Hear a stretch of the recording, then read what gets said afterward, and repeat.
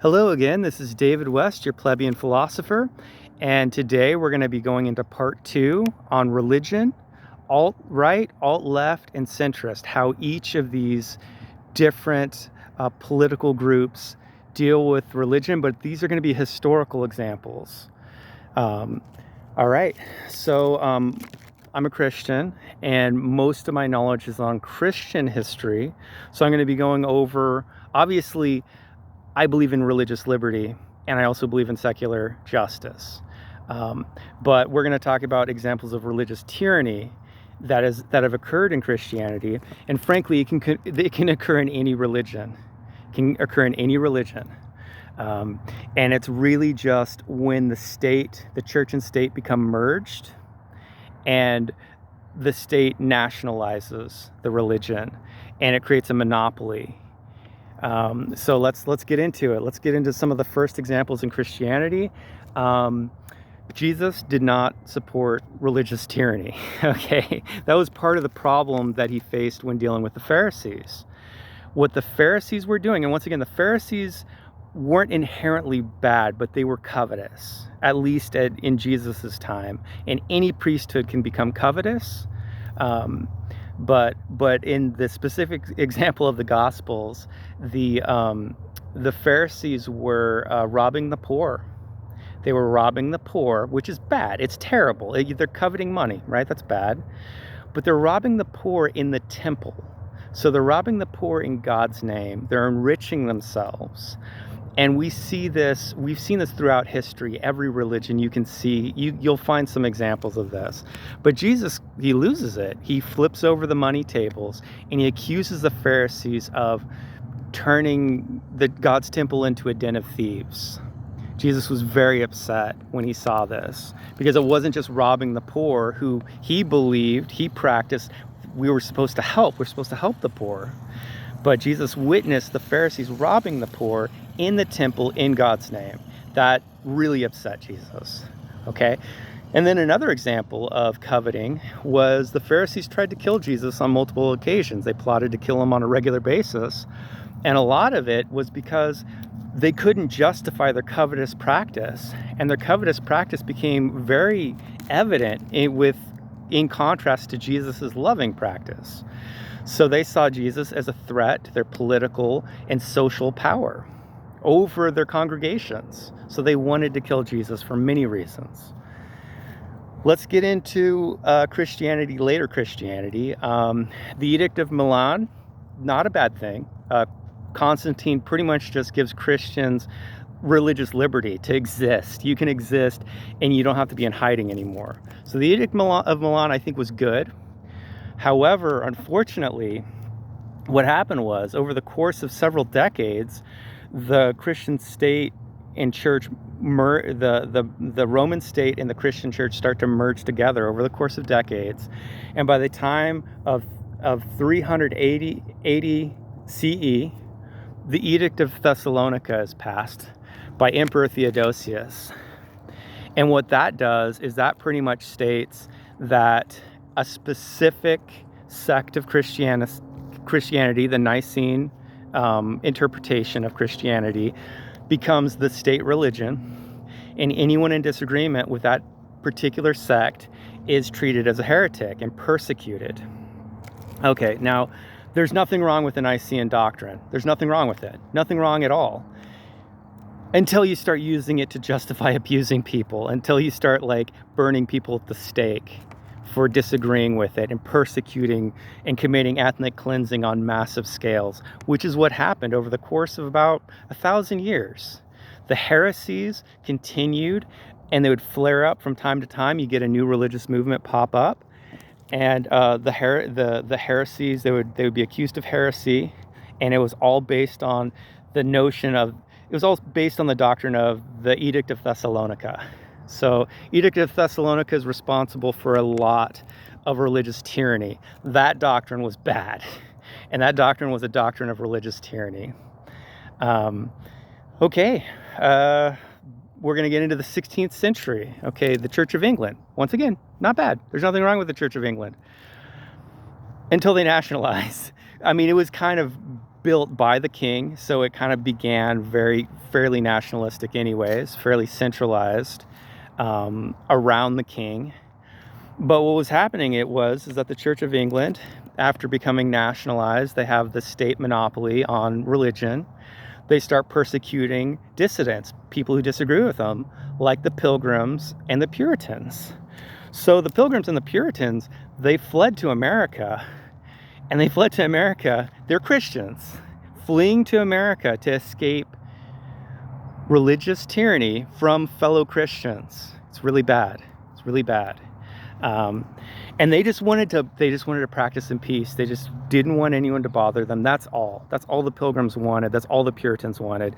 They had differences in ideology, difference in beliefs, and all that's okay. They just wanted to practice in peace. They didn't want to be persecuted. All right. So summarizing, the authoritarian right wing uses religious tyranny. It sees all liberty as tyranny, and religious liberty it confuses as tyranny, and there is no justice in it, and it does not tolerate justice in its system. Okay, let's get over to the far right, the far left, left-wing authoritarianism. All right, so obviously the examples of right-wing authoritarian religious, movements are throughout human history, like thousands of years. So long as people have been recording history, there have been authoritarian right-wing religious movements that were oppressive and committed ethnic cleansing and genocide and all sorts of terrible things. The left wing, however, is a newer movement, and it pretty much emerges out of the Industrial Revolution, because before the Industrial Revolution, you couldn't have the population density high enough to form a lot of leftist ideology, including a lot of the left-wing authoritarian ideology. So we honestly don't start seeing a lot of leftist authoritarian movements until the 20th century. For example, the Soviet Union in 1918 began the Red Terror, and that was a movement. I mean, among other things, it was designed to root out and execute all political dissidents, everyone who disagreed with their authoritarian ideology, and including religion. They wanted to get rid of all religion and replace it with secular atheism as the national recognized ideology and nothing else. You couldn't practice religion because the authoritarian leftists believe that all religion is bad, all religion is tyrannical, and it tries to violently suppress every religion, whether it's good or bad. No matter how you practice it, there's no way around it. They're going to persecute you for your beliefs. And what's the crazy thing about Russia is at the time, most of the people were religious. Most of the people were religious at the time. But yeah, the Red Terror killed like 100,000 people. And, some of those people were religious. They were priesthood, clergy, pretty much anyone they found, they killed. Anyone they found, they persecuted and killed in the name of their justice, which is oppression.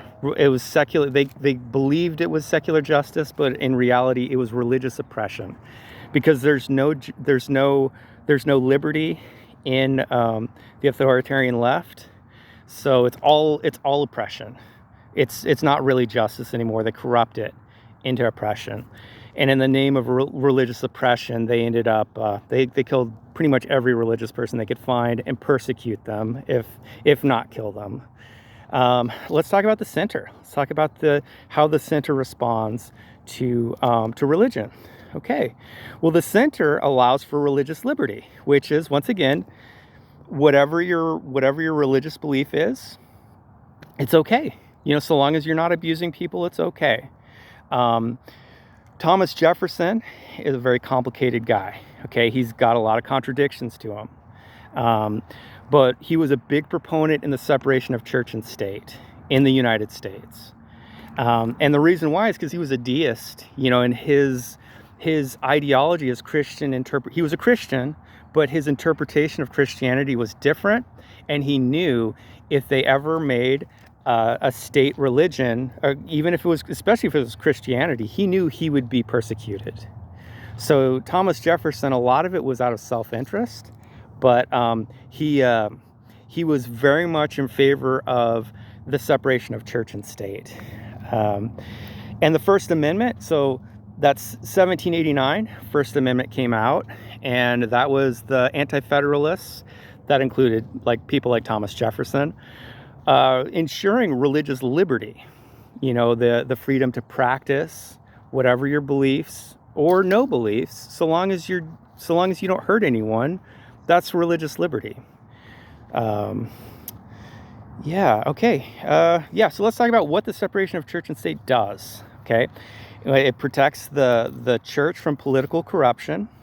It protects the state from religious tyranny, and it ensures equal protection and representation under the law, regardless of what your religion is. Okay, and secular justice, if a religion becomes tyrannical, if it becomes practiced in a tyrannical way, secular justice is essential. Secular justice is essential to ensuring that you're protected, that people just can't get away with hurting people. Cool. All right. So that was my second part of religion and the historical examples with the alt-right, alt-left, and center. If you like what you hear, then like and subscribe, and thank you for your time.